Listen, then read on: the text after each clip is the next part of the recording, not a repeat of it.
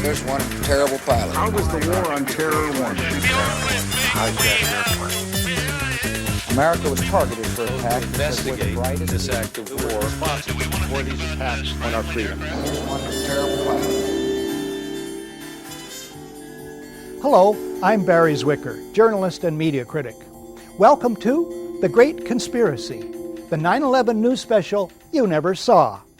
On this program, we ask questions the 9/11 Commission and the media never asked. We introduce experts you've never seen before and provide background you never get. We recommend books, magazines, videos, and DVDs you've probably never heard of. And websites the media keep under wraps. We avoid thought stoppers such as anti-American and conspiracy theorists and that new word believed to be linked to al-Qaeda. U.S. President Franklin Delano Roosevelt declared, "The greatest thing we have to fear is fear itself." And indeed, fear may well be the greatest single human motivator. It can serve us and it can save us, but ill-founded fear, that's another story.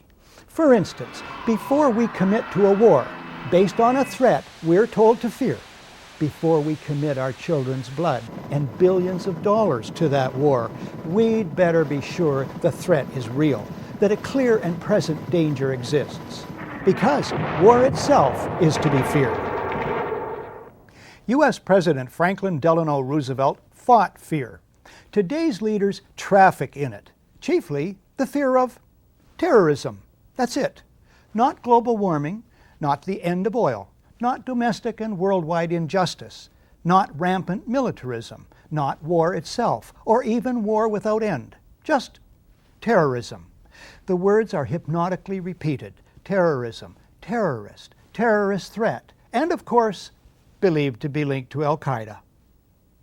These words appear in millions of newspaper and magazine headlines and are embedded by the billions in stories. But it's the so-called war on terrorism that's in our faces practically 24/7 as the inescapable focus of our existence and the justification for great sacrifice. One day, our grandchildren will look back on this time and ask, how was the war on terror won? And we will tell them about the brave men and women who gave their lives so that we could live in freedom. Some would have it that our support for this new quasi-religion, the so-called war on terrorism, is the measure of our commitment to country and civilization. This program explores interwoven fictions that make up the fabric of the so-called war on terrorism. It explores the promiscuous issuing of terror alerts. It explores the biggest secret and dirtiest deception of all: bloody terrorist events carried out not by foreign, but by our governments, to trick the public into supporting war and police state agendas. We explore in particular the radioactive core of today's terrorist hysteria, namely the official story of 9/11, the overarching fiction and crime and cover-up of our time. Before you see this program, or after you do, there may well be another state-sponsored dirty deception. If there is, and if the information in this program helps you to see it for what it is, it will have been worthwhile. The sacred text at the heart of the so-called war on terrorism is the official narrative of what happened on September 11th, 2001, namely that the whole of U.S. intelligence, civil aviation, military, and the political apparatus is caught completely off guard by one evil man and his small network of co-conspirators. America was targeted for attack because we're the brightest beacon for freedom and opportunity in the world, and no one will keep that light from shining. That provides ready-made, easy-to-hate villains and their motives. They hate our freedoms, George Bush repeats over and over. But the official story just doesn't make sense, as we will show. It's exploited as planned by its creators, the government. But final responsibility for the unbelievable story living on to the extent it does in the public mind lies with the vast majority of my colleagues in the mainstream media. If they ever start to do their job properly and examine it skeptically, the official story will crumble into dust finer than that of the Twin Towers. Now, absolutely no one disagrees that 9/11 was a conspiracy. Conspiracy is at the heart of the official story, after all. A conspiracy perpetrated, allegedly, by Osama bin Laden. But what if the conspiracy were hatched not in a cave in Afghanistan, but in Washington, D.C., at the highest levels of the U.S. government? What if the public found out the official story is a big lie? How might that change plans for endless war? There are other paths to true security and lasting peace. The first step on those paths is to expose the official 9/11 story for what it is, a contrived fiction, and then to demand a true accounting of what happened on 9/11 and who was behind the events of that day. Terrorism has been with us for a long time. It tends to be the last resort of the powerless, suffering under acute injustice. And as such, one person's terrorist is seen by another as a freedom fighter. This is what Noam Chomsky calls retail terrorism, that carried out by angry or paid individuals. But then there's wholesale terrorism, that carried out by states. Robert Jensen writes in the Houston Chronicle, "For more than 5 decades, throughout the Third World, the United States has deliberately targeted civilians or engaged in violence so indiscriminate that there is no other way to understand it except as terrorism. And it has supported similar acts of terrorism by client states." He could have reached back further. In his new book, The American Empire and the Fourth World, Anthony J. Hall, according to one reviewer, connects the unspeakable crimes visited upon indigenous people since the conquest by Columbus in 1492 to today's so-called war on terror. According to Hall himself, the imagery of terrorism has replaced that of savagery and then communism as the main explanatory catch-all to describe the real, illusory, or manufactured enemies of the American way of life. So, on one side, ours, the use of terror either is not admitted or is simply defined as not terror. And the other side's terror is defined as the only kind of terror. Terror then needs to be put into perspective. Perspective, writes Lawrence Martin, former Washington correspondent for the Globe and Mail, is a ghost in American journalism. Last year, acts of terrorism killed 300 to 400 people, ranking it so far down the list of dangers that it is barely visible. He might have added that 300 is the number of Americans struck by lightning each year.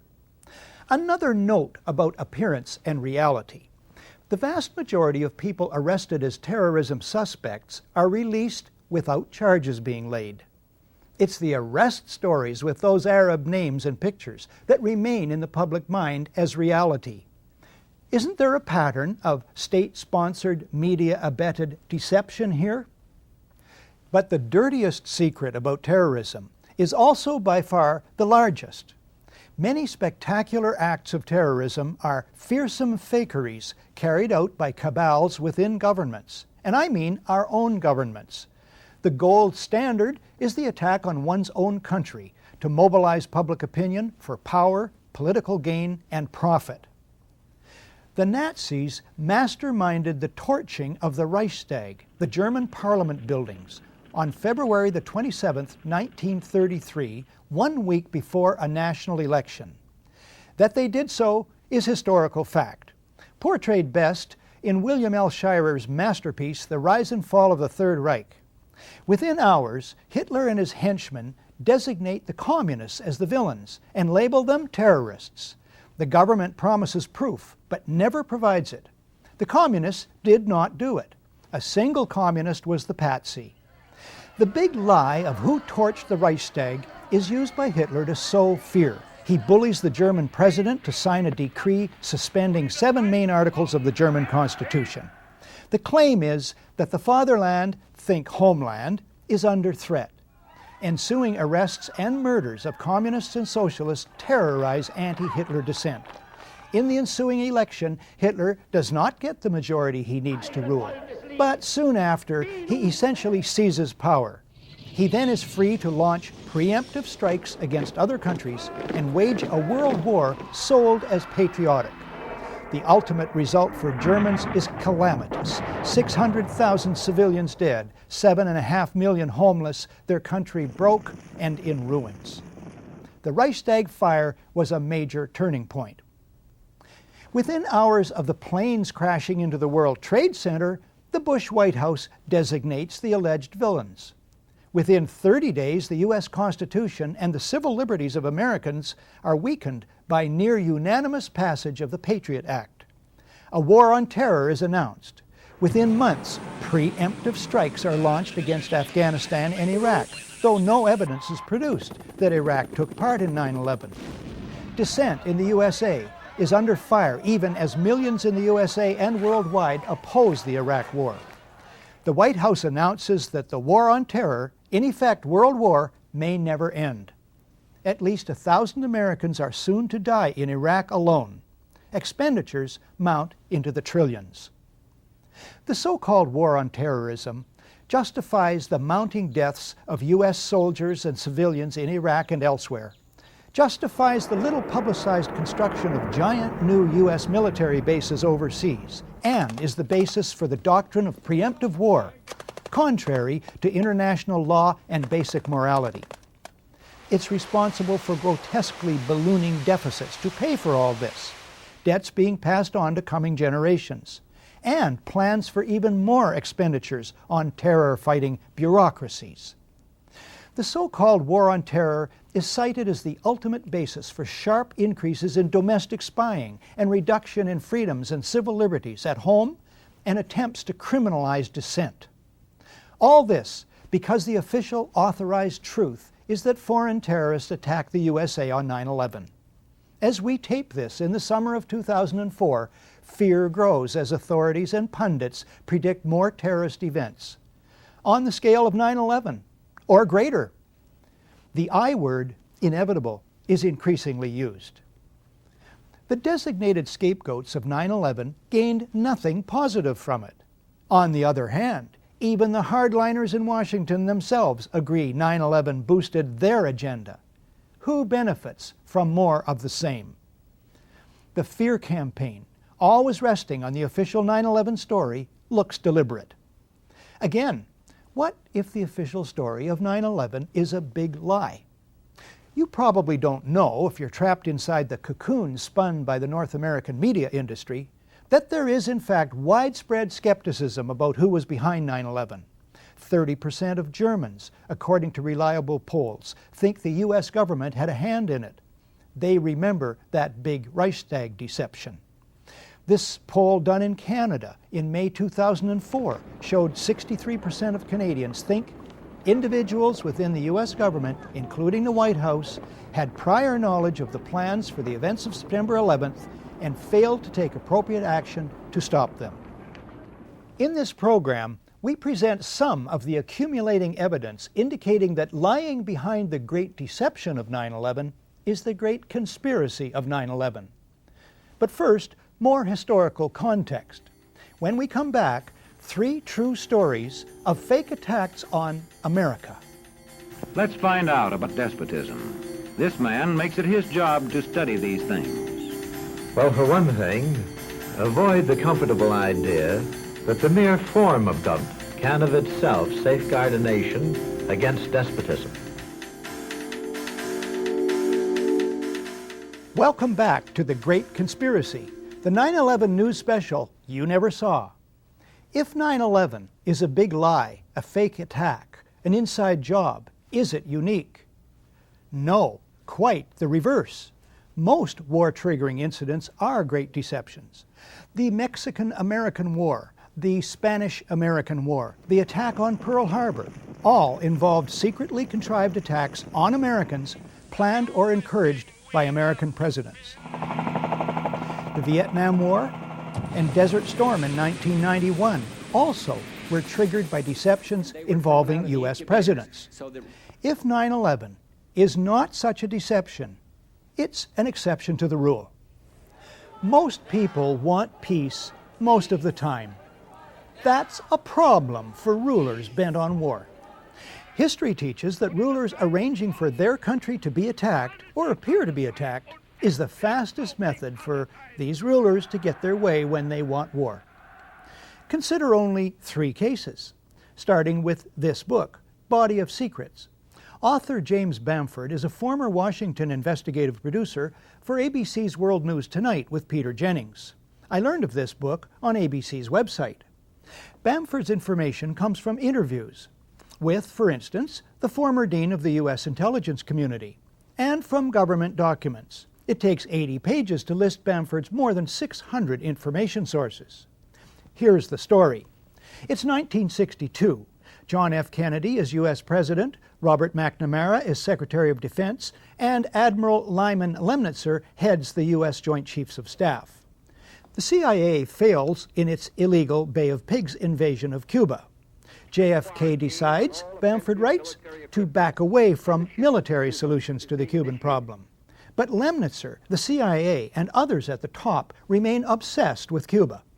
Writes Bamford, as the Kennedy brothers appeared to suddenly go soft on Cuba, Lemnitzer could see his opportunity to invade quickly slipping away. Attempts to provoke the Cuban public to revolt seemed dead.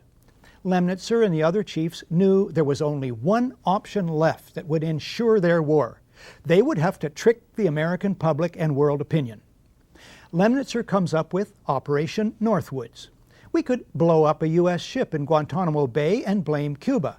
Casualty lists in U.S. newspapers would cause a helpful wave of national indignation.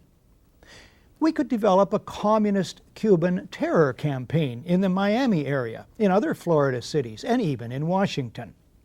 An elaborate variation. Create an exact duplicate for a civil registered aircraft. At a designated time, the duplicate would be loaded with selected passengers, all boarded under carefully prepared aliases.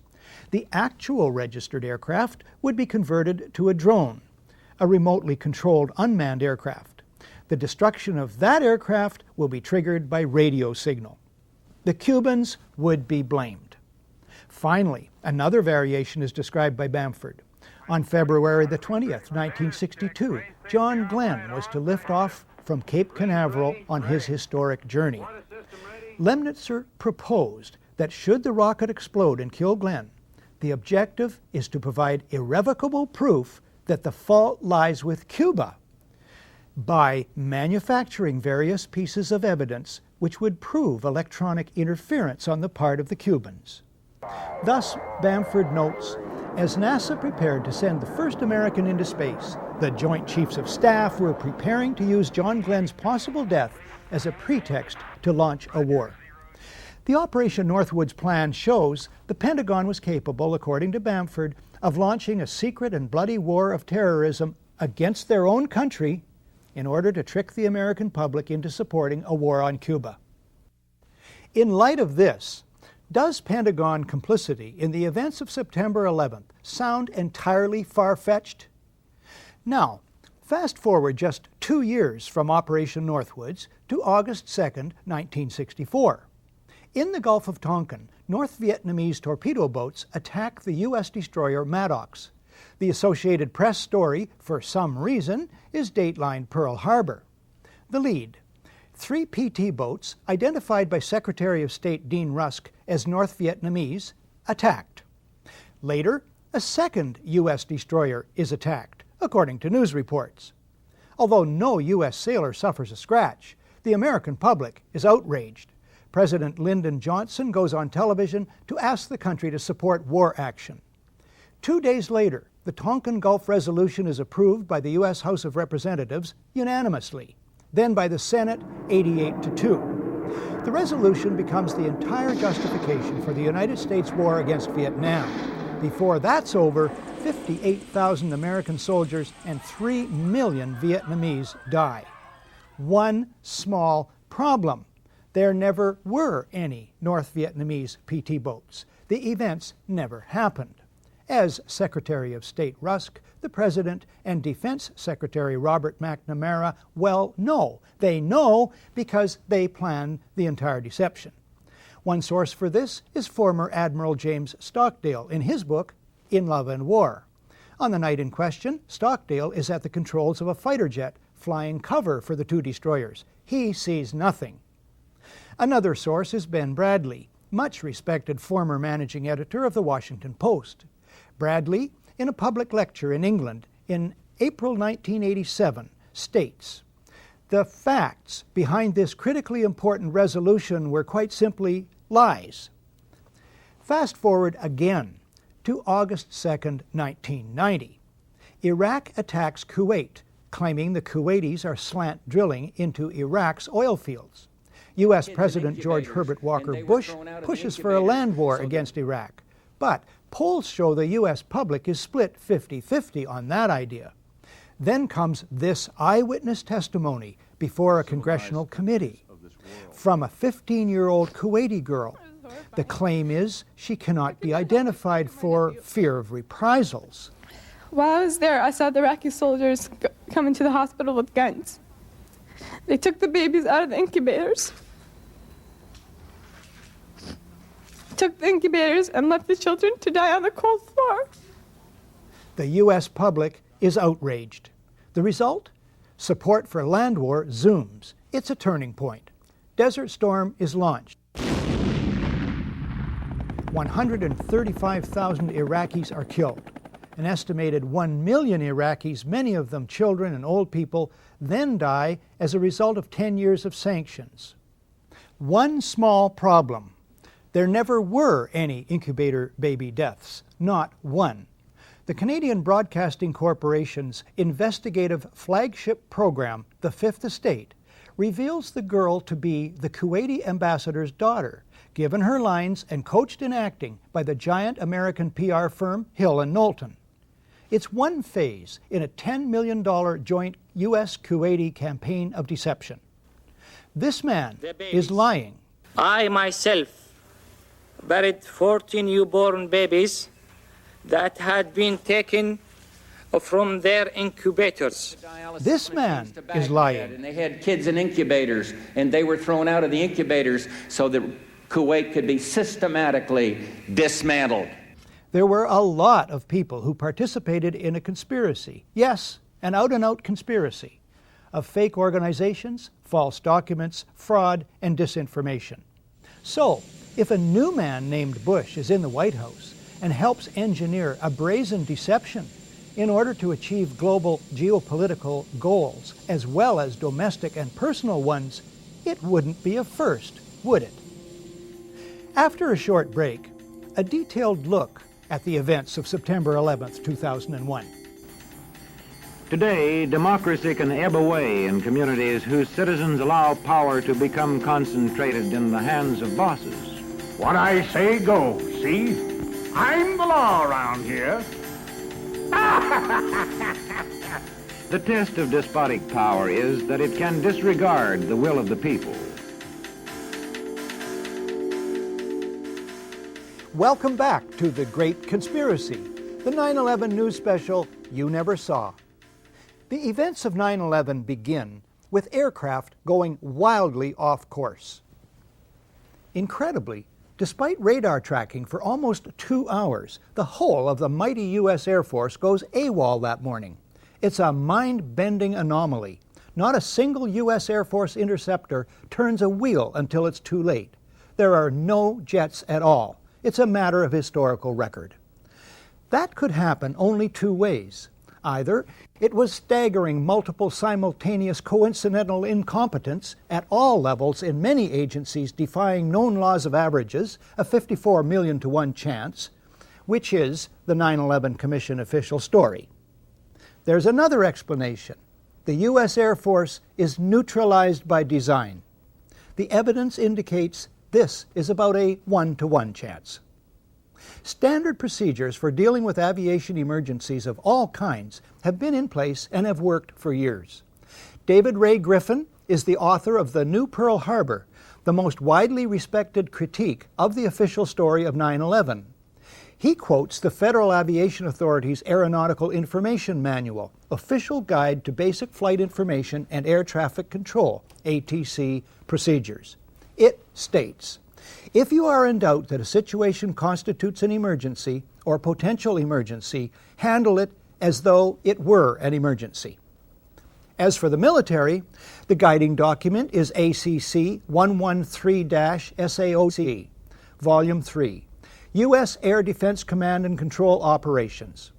At the top of the first page, it reads, "Compliance with this order is mandatory."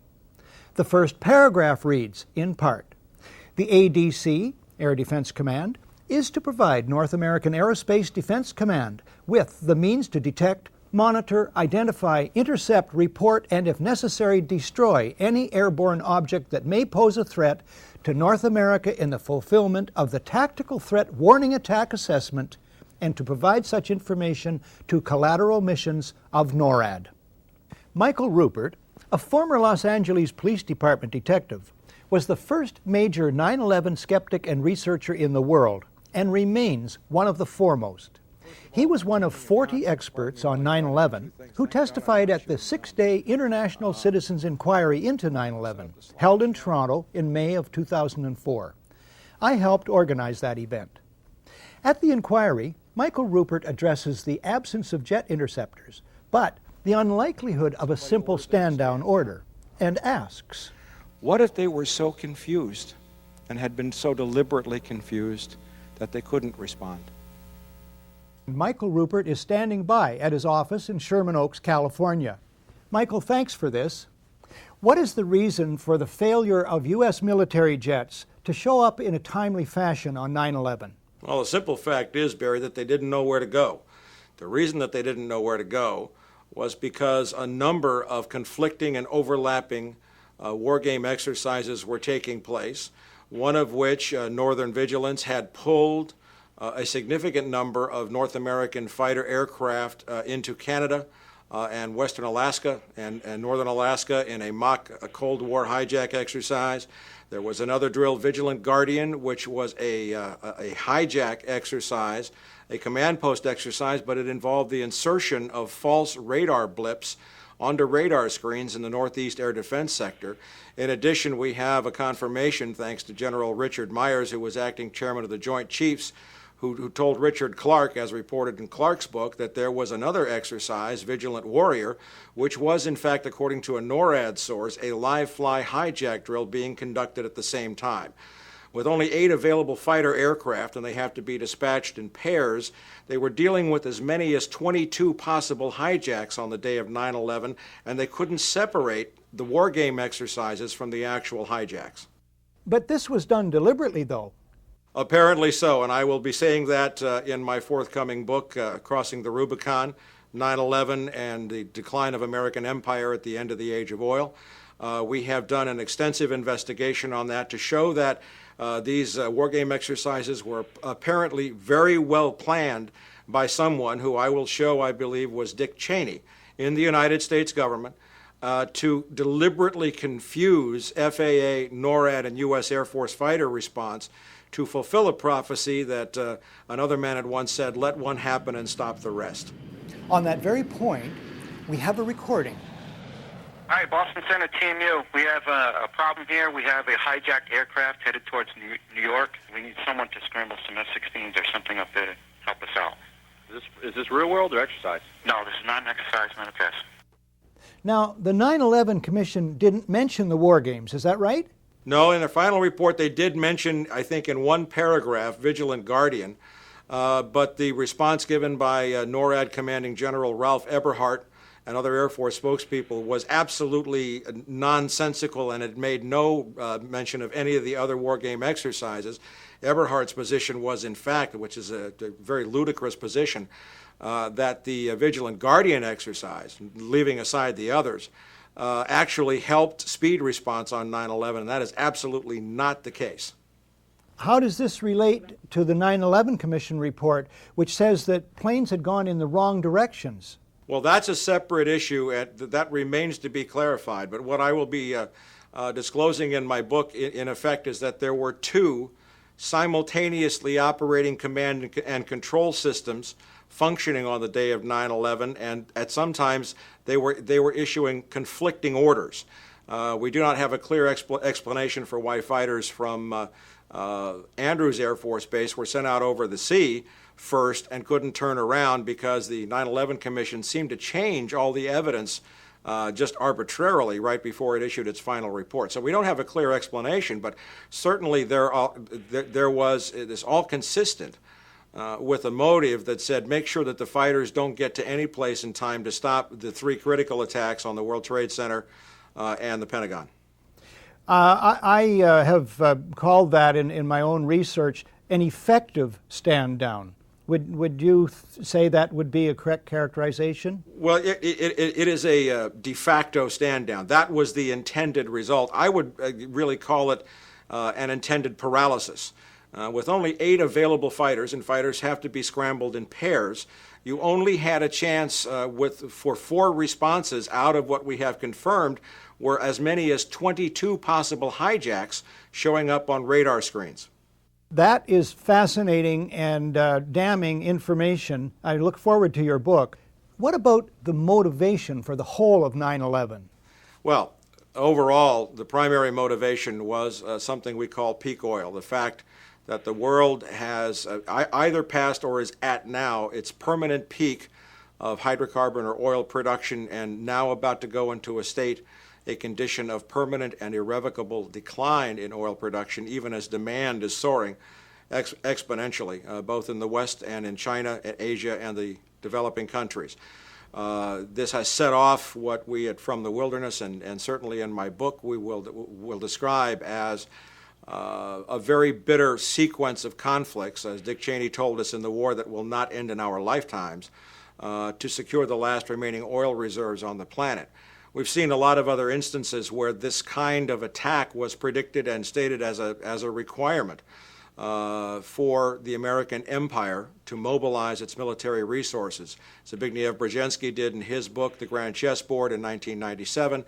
The Project for a New American Century called for a new Pearl Harbor in 1992. So there is, there's a lot of evidence here showing very clearly that this attack was needed. It was planned, and all of the evidence that has been so diligently compiled has just been absolutely ignored by the Keene Commission. And finally, Michael, I certainly, for one, accept your motive of peak oil. What about other motives that could be involved? Well, if you are going to, as Zbigniew Brzezinski wrote, he said some kind of direct external threat, an attack like Pearl Harbor. Basically, he said you have to scare the bejesus out of the American people to get them to support the, quote, imperial mobilization, those were his words, necessary to secure these vital resources in these strategic geopolitical regions on the planet. Without that, the American people would never have gone for it. And of course, now in late 2004, we are beginning to see that the American people aren't going along with it now either. Michael, thank you for this today. Bye-bye, Barry. Dr. Robert M. Bowman is a veteran of 122 combat missions in Vietnam. His 22-year Air Force career culminated in his job as Director of Advanced Space Programs Development for the Air Force Space Division during the presidency of Ronald Reagan. He's president of the Institute for Space and Security Studies. His presentation to the Citizens Inquiry was titled, "A Fighter Pilot Looks Back at 9/11 and Forward to a Resurrected America." 9/11 is related to just about everything else, particularly the war against Iraq.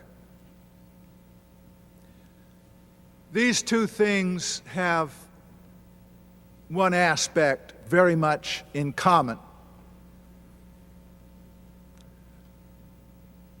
They are both, in my opinion, treason.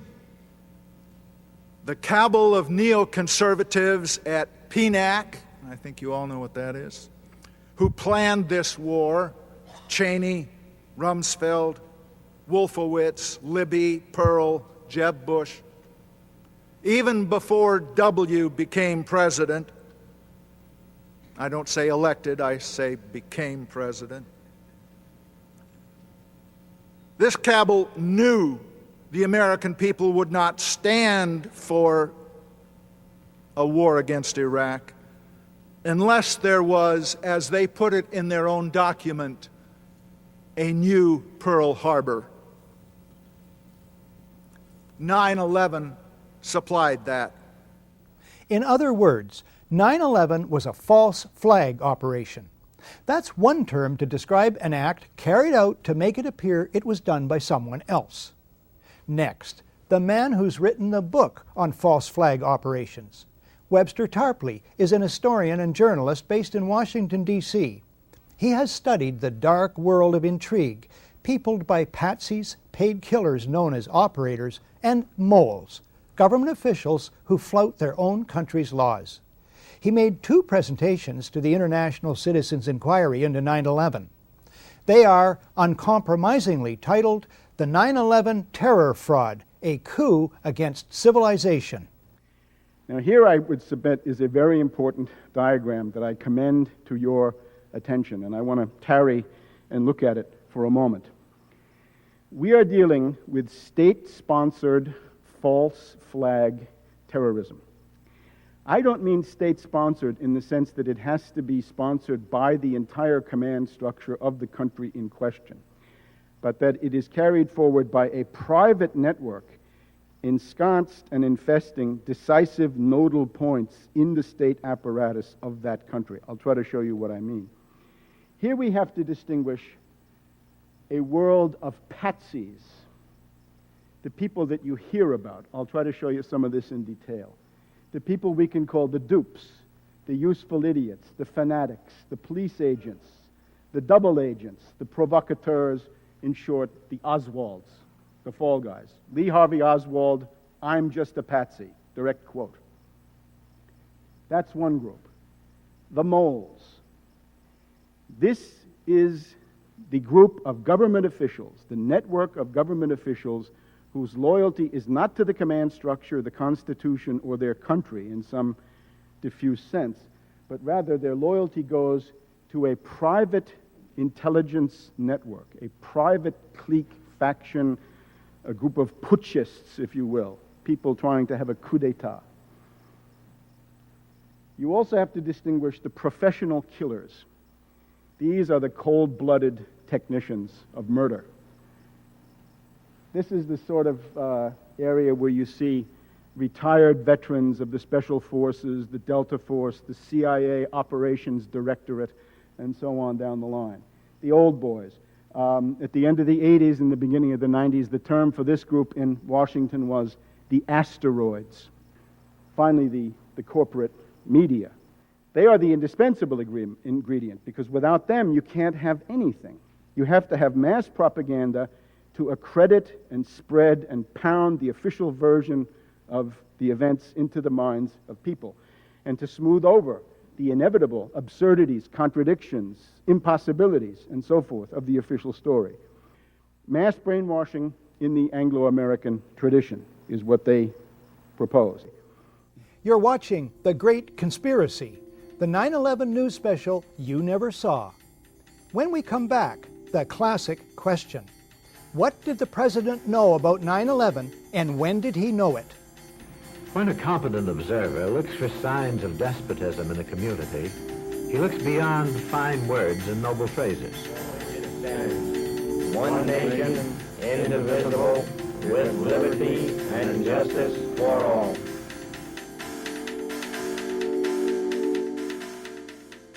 Welcome back to The Great Conspiracy, the 9/11 news special you never saw. What did George Bush know about the events of 9/11, and when did he know them? I'm not asking what George Bush, or Bill Clinton for that matter, knows or should have known in the weeks or years before based on this or that so-called intelligence report that he sees or should have seen about vague or not so vague alleged terrorist threats. No, my questions are much more restricted. I'm asking what specific advance information George W. Bush has about the first plane hitting the World Trade Center before it strikes. How does he get that information, and from whom? Why does he act as if he has far less information than the record shows he must have had? Initial news reports show the president informed of the gravity of the situation that morning. That famous whisper in the ear must be put into context. It takes place at 9:05. That's 1 hour and 5 minutes after the first hijacking. 45 minutes after the FAA is aware of multiple errant airliners. 20 minutes after the first aircraft smashes into the Trade Center. 18 minutes after CNN breaks into regular programming. In other words, a torrent of hot water churns under the bridge before whisper time. Researchers Jared Israel and Ilarion Bykov of EmperorsClothes.com write shortly after 9/11. The President of the United States travels with an entire staff, including the Secret Service, which is responsible for his safety. The members of this support team have the best communications equipment in the world. They maintain contact with, or can easily reach, Bush's cabinet, the National Military Command Center in the Pentagon, the FAA. Information concerning these alarming events must be shared with the President by his staff, otherwise they would be derelict in their duties. Not surprising then, this report by ABC's John Cochran, traveling with the President, here speaking to Peter Jennings, not long after the President left his hotel. Peter, as you know, the President's down in Florida talking about education. He got out of his hotel suite this morning, was about to leave. Reporters saw the White House Chief of Staff, Andy Card, whisper into his ear. The reporter said to the President, "Do you know what's going on in New York?" He said he did, and he said he will have something about it later. His first event is in about half an hour at an elementary school in Sarasota, Florida. Something is very odd about the President's behavior. The President is aware, by his own words, that something serious is happening in New York.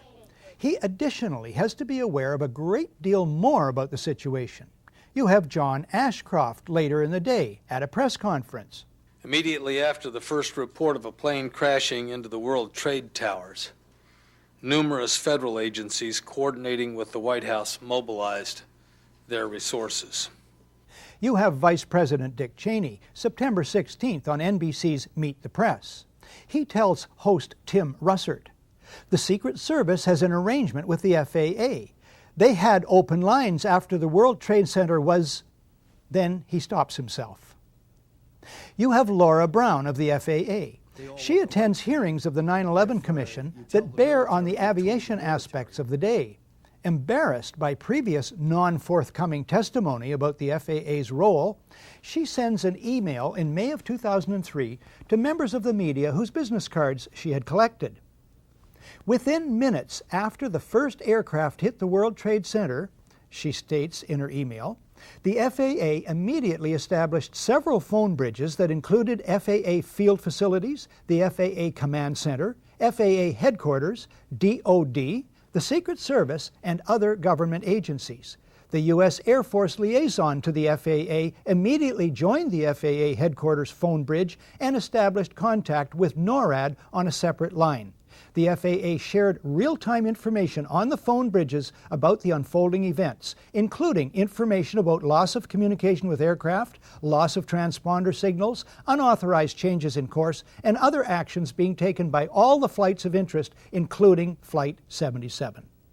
So, in light of all this, here's the odd thing about George Bush's behavior. He and his staff could cancel or postpone an easily postponable photo op. But they don't. Why? On 9/11, Bush acts, and I emphasize acts, as if he doesn't know, as if he's not in touch. He proceeds with, or feigns, normality. Now to something else that's puzzling. At a town hall session in Orlando, Florida on December the 4th, 2001, here's the President's own account of the early morning of 9/11. How did you feel when you heard about the terrorist attack? Well, thank you, Jordan.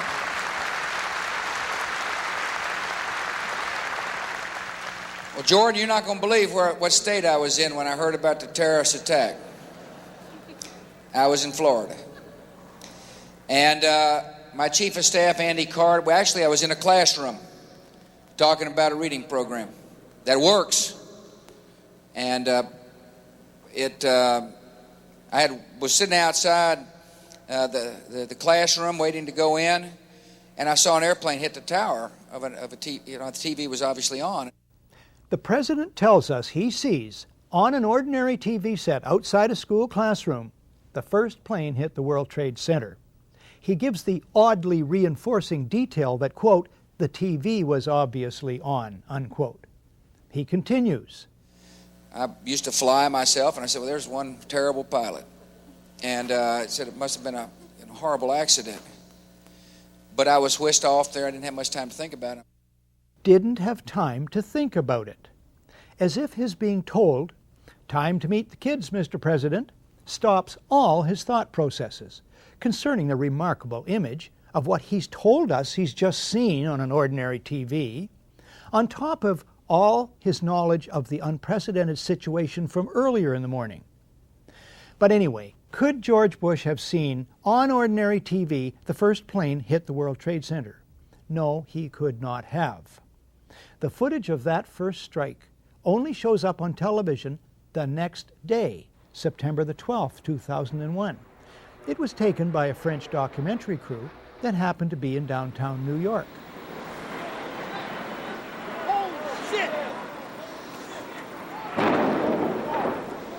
The Orlando Town Hall session takes place 7 weeks after 9/11, so it can be suggested Bush confuses the second plane with the first.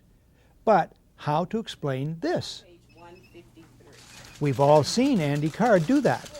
None of this can ever be retracted. It is an interlocking historical record. Why go on at length about this?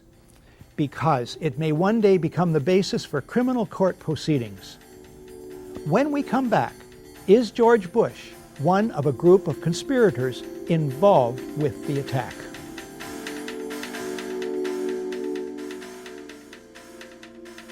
Welcome back to The Great Conspiracy, the 9/11 news special you never saw. George Bush is very convincing that he saw the first plane strike the World Trade Center the morning of 9/11 on regular TV. He provides supporting details, has repeated the story, and never retracted it. It has run on the White House website. Since he cannot have seen it on regular TV as he claims, it is not unreasonable to conclude that he sees the first plane on private, closed-circuit TV earlier that morning or in a private holding room later. Either way, I submit this could mean that someone had to arrange for cameras to be positioned and rolling to record the first plane strike. Those involved had to know precisely that the first plane was in the air, where and when the plane would hit. In other words, people closely associated with the President of the United States had very specific prior knowledge of the existence of the first plane, its destination, and its purpose. More clues. Bush's itinerary is well known. There are plenty of live news media reports concerning the President's whereabouts from the time he gets up that morning in his hotel until the time he arrives at Booker Elementary School, and how long it will take him to get there. Remember ABC's John Cochran and the half hour? Yet, the Secret Service, for at least a full half hour after he is notified that America is under attack, takes no steps to remove the President to safety. What happens instead? This footage also appears in Michael Moore's film Fahrenheit 9/11. No one claims this footage is doctored. The President continues reading a story about a pet goat for at least 7 minutes. One columnist absurdly suggests that the President doesn't want to alarm the children. But could the President not have said, "Kids, I'm sorry, I have to excuse myself. There's some important business I have to attend to. You just carry on with your reading, you hear?" Any reasonable analysis suggests that the President and his handlers share sufficient real-time and prior knowledge of the unprecedented events of that day. The public record shows the President and his associates fail to act appropriately, that they in fact create a fiction and play act their assigned roles. This evidence alone constitutes grounds for proceeding with an indictment on charges of conspiracy to commit treason. But if, let's be dogged here, if the official story is true, and an astoundingly successful sneak attack from diabolical Muslims caught America totally off guard, then the White House surely must be highly motivated to turn heaven and earth, to use one of their own favorite cliches, to investigate the events of that day as quickly and thoroughly as possible. The White House must rush to appoint a respected chairman and commissioners, give them the widest powers to call witnesses, spare no expense. Except for the Reichstag fire, that's how it's usually done. 6 days after the sinking of the Titanic, a chairman is appointed to head an investigation. 9 days after Pearl Harbor, the first of 4 investigative commissions is struck. The JFK assassination, the Challenger disaster, 7 days each. How many days after 9/11 is it that President Bush names someone to head an investigation? This commission has been charged with a crucial task. Call it foot dragging. And then, who does Bush appoint? He appoints Henry Kissinger. Naming Kissinger sets a new standard for cynicism, or for being out of touch, or both. A New York Times editorial suggests the choice was to contain an investigation the White House long opposed. But Kissinger at least is an expert on the date September 11th. It was on that day in 1973 that the CIA-assisted overthrow of the democratically elected government of Chile takes place, masterminded by Kissinger for Richard Nixon. President Salvador Allende is murdered. In his 2001 book, The Trial of Henry Kissinger, Christopher Hitchens notes Kissinger as a crucial figure at all stages of this crime and cover-up. Now, this is in reference to a bloody and unnecessary Kissinger-driven episode in Indochina, which cost the lives of 64 U.S. servicemen. But it also sums up Kissinger's role in the bloody Chilean operation. The cover-up is as important as the crime. The White House tries to install Kissinger, an expert at cover-ups, to head the 9/11 investigation. After a universal backlash, Kissinger backs off. Bush then names, it's 431 days now, Thomas Kean and Lee Hamilton as co-chairmen. Kean's Azerbaijan oil connections and other conflicts of interest should make him ineligible from the outset. He earlier co-chairs the Homeland Security Project. Observers have noted that huge profits are to be made in the surveillance and security industries these days. The more alarmed the public, the bigger the profits. As for co-chair Lee Hamilton, Washington investigative journalist Joyce Lynn says he should be called Mr. Cover-Up. He is 0 for 4, she says, in finding any malfeasance in the 4 previous investigative commissions on which he served. These include the Iran-Contra affair and the October surprise, which denied Jimmy Carter the presidency. The White House chooses all the commissioners. Lynn calls them key insiders rife with conflicts of interest. The White House brazenly appoints as the executive director one Dr. Philip Zelikow, a right-wing Republican hawk deeply involved in the Bush circle, a member of the Bush-Cheney transition team, and a National Security Council advisor with Condoleezza Rice under Bush 1. The editor of Vanity Fair, Graydon Carter, sums it up. The Bush White House did everything in its power to derail an open inquiry. Then, when faced with its inevitability, the President and his aides sought to limit its scope, its access, and its funding. The Commission's full title is the National Commission on Terrorist Attacks upon the United States. Reflecting extreme laziness in research and wording, the mainstream media keep referring to it as the Independent 9/11 Commission. This commission was about as independent from White House control and manipulation as the abused prisoners at Abu Ghraib were from their jailers. Mandate. The commission itself says, we're not out to blame anyone. In other words, accountability is not part of the mandate. Budget. In January 2003, the Bush administration allots the commission $3 million. This compares to $5 million for a 1996 commission that looked into casino gambling, and $50 million each for the inquiries into the Columbia shuttle explosion and the Clintons' failed Whitewater deal. The dollar amount is later grudgingly raised but never exceeds $15 million. The White House releases only 25% of 11,000 documents requested. It blacks out portions of the released documents, resists requests that the administration officials testify under oath, and tries to rush the Commission's deadline. After a cat-and-mouse game, Bush and Cheney meet the commission. But it is behind closed doors. They refuse to testify under oath. No tape recorders are allowed. No transcript is allowed. Bush makes no opening statement, and those taking notes must submit them to security personnel. All of this is what is called in law guilty demeanor. The behavior of the White House in relation to the commission from start to finish only makes sense if the official story is a lie and the truth needs to be kept secret. The term whitewash doesn't do justice to the report of the 9/11 Commission.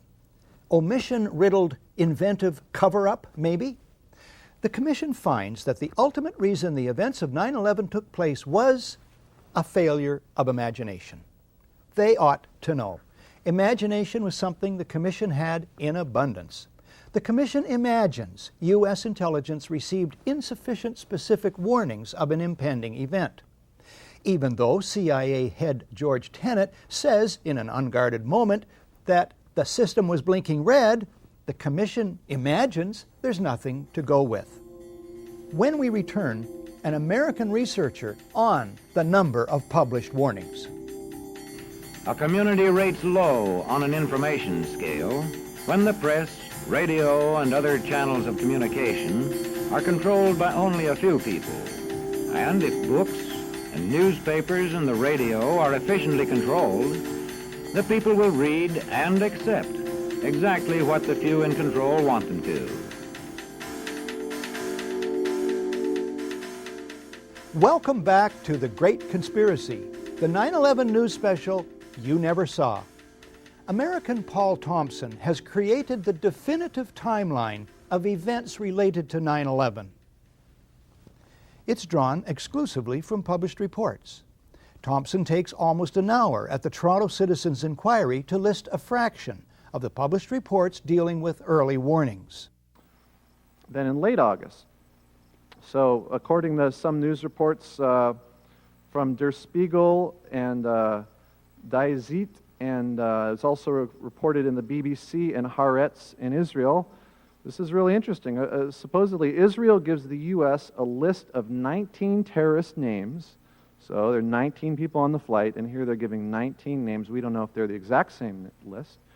But we do know, according to these reports, that 4 of the names are the same, including Nawaf al-Hazmi, Khalid al-Midar, Marwan al-Shihi, and Mohammed Atta. So these are like the big leaders of the 9/11 attack, and here Israel is saying that these people are inside the United States and planning an imminent attack.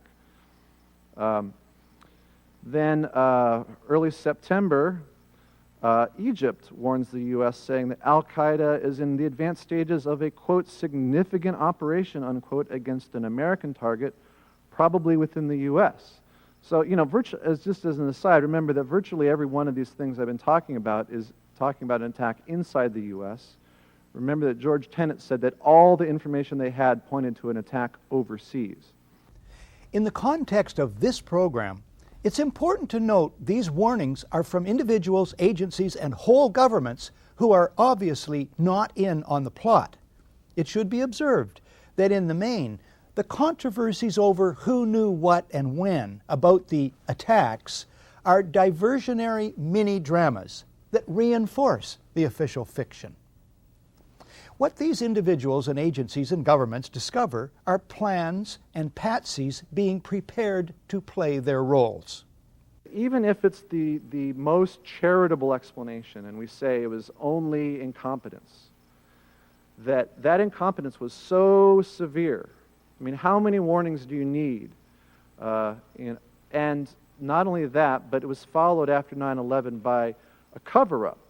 And as it's often said, it's not the crime, but it's the cover-up that, you know, that you end up going to jail for.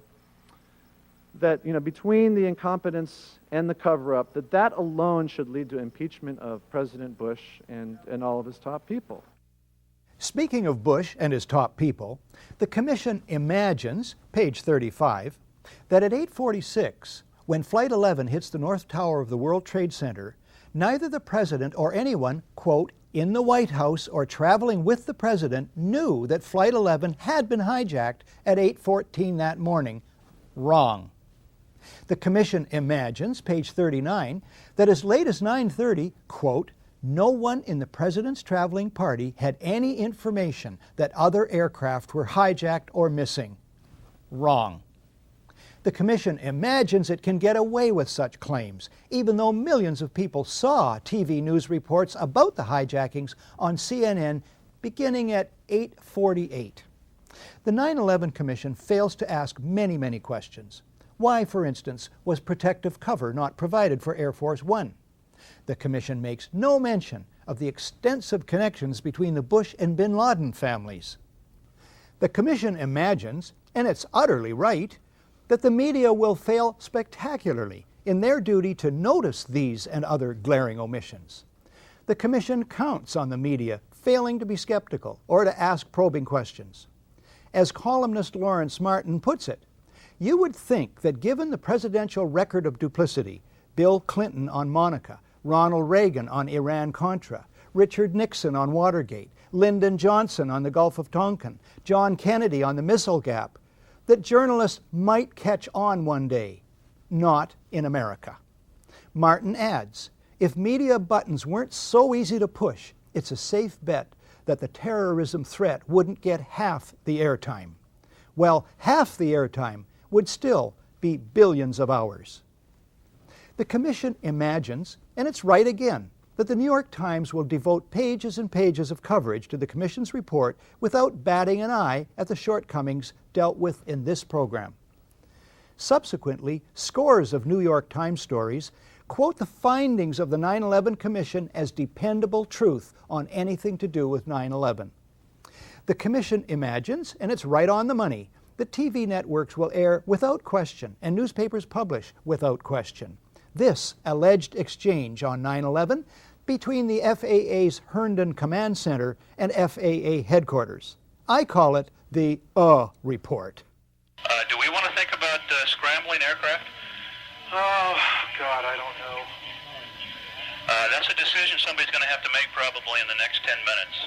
Can we hold it right there?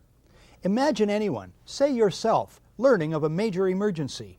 A neighbor calls to tell you your house is on fire. And you say, yeah, somebody's going to have to make a decision about that in probably 10 minutes. The fact is that on the morning of 9/11, there's a good chance that you leaped into action. Millions of ordinary people did. They call family and friends to turn on the TV. Many, I was one, try to get through to loved ones in New York. We find the phone system down. We call others to see if they'd gotten through. And they call us. But at FAA headquarters? Everybody just left the room. Yes, sir. I've noticed that.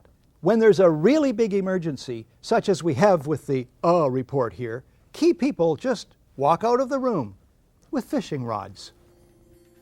When we come back, comments about the FAA and the 9/11 Commission report from David Ray Griffin, author of the book The New Pearl Harbor, Disturbing Questions About the Bush Administration and 9/11.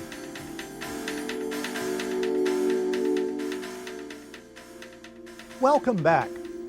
David Ray Griffin's book, The New Pearl Harbor, is widely admired as the definitive critique of the official story of 9/11.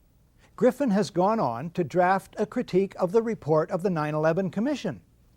Griffin concludes that the Commission sets up the FAA as the fall guy to protect the U.S. military and thereby the Bush administration. In one case, the Commission claims officials at FAA headquarters had to debate whether the report of a hijacked airliner with a bomb aboard was enough to justify bothering the military. The Commission, says Griffin, portrays most FAA personnel as hopeless bunglers. In fact, in Griffin's words, guilty of criminal negligence of the most extreme sort. Yet, this is the same Commission that says it cannot find any particular people deserving of blame. A remarkable contradiction. Another one. The Commission itself points out the FAA did have one truly unprecedented task to perform that day. Namely, immediately landing thousands of aircraft in the air wherever they were. The Commission agrees the FAA, and I quote, executed that unprecedented task flawlessly, unquote.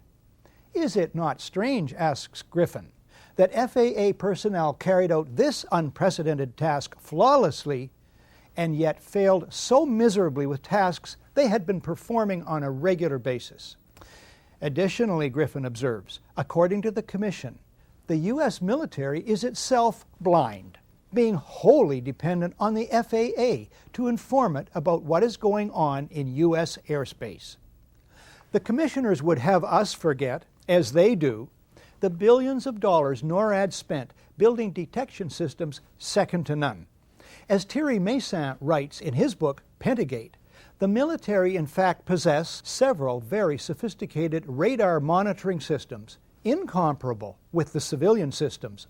The website for one of these systems, called PAVE-PAWS, states it is capable of detecting and monitoring a great number of targets that would be consistent with a massive submarine-launched ballistic missile, or SLBM, attack.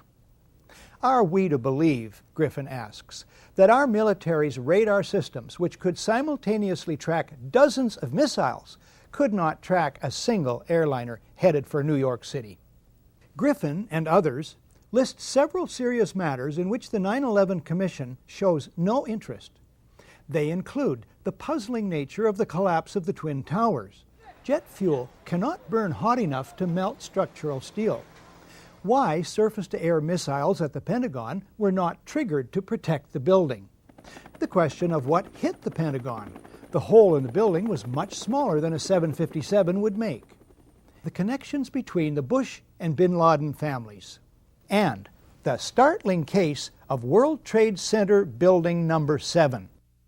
This and other overwhelming evidence ignored or explained away by the 9/11 Commission, which should be called the 9/11 Cover-Up Commission, suggests 9/11 is planned and executed at the highest levels of the U.S. government. People forget what immense powers and resources governments and shadow governments have to organize covert operations, fabricate false evidence, destroy real evidence, issue misleading statements, organize cover-ups, and generally make things happen through deploying agents, career inducements, bribery, and threats, subtle or otherwise. Governments have the powers to kill, maim, and imprison, and they use them. One example, it's the endless arrests of suspected terrorists, the vast majority eventually released without any charges being laid. On any other subject, this would create a huge outcry. And of course, governments have the powers of propaganda, PR spin, news management, and, not least, secrecy. In the face, though, even of this overwhelming evidence, people still find reasons to remain blind to the possibility that 9/11 was an inside job. They say a conspiracy this large could not be kept secret, but most large covert operations are kept secret. People say they, meaning the Bush administration, wouldn't dare, for fear they'd be found out. As for being found out by the media, well, what's to fear so far? Upholding the U.S. Constitution obligates one to guard against enemies, foreign and domestic. The founders of the country included that for good reason. They knew that for centuries governments have turned toxic. The price of freedom is eternal vigilance, and not just from outside threats. The trumpeting of outside threats, in fact, is the commonest ploy used by internal rogues. Today's media feast on, profit from, and join in the trumpeting of outside threats and the demonization of designated villains. We expect more of the media than we've been getting. We expect them to remember something of history, to be watchdogs for democracy, and to have some backbone. Won't just one major paper do what the Washington Post did with Watergate? Get onto this and not let go until the rest of the media have to pay attention? I've been a media critic for 35 years. I've watched the media become more and more corporate, more and more ideological, more and more dishonest, more and more part of a power structure which manufactures and manipulates fear and excuses death and destruction, and thereby become complicit in it. But I've also learned a big lesson, belatedly, and that is that too many of us want to be shielded from troublesome truth, want our inner child to be reassured, want, in short, to be lied to. With knowledge comes responsibility. We who are finding the scales falling from our eyes must also find the courage to make our media and government accountable. Many peaceful means for doing this still exist. This is Barry Zwicker, signing off for The Great Conspiracy, the 9/11 news special you never saw, but that I still live in hopes that you will.